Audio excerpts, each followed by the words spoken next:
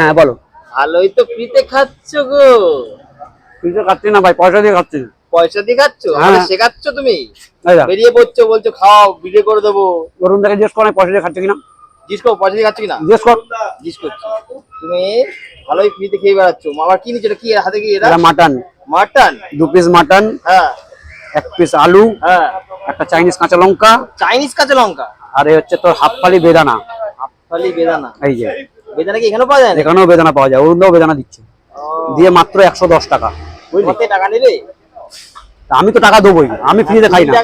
তোদের মতন আমি ফ্রিতে খাই না, আমি পয়সা দিয়ে খাই বাবা। আমি তোদের মতন ফ্রিতে খাই না। লোকে ভিডিও করতে আসো আর এই যে দাদা খাবেন, ভিডিও করে দেবো। অরুণ দা এমনি ফেমাস, অরুণ দাকে আমি ফেমাস করতে হবে না। হাজার নবাব নাকি? আমি বুঝে গেছি তোমার নবাবের দৌড় বুঝে গেছি আমি ফ্রিতে খাই না ভাই, পয়সা দিয়ে খাই।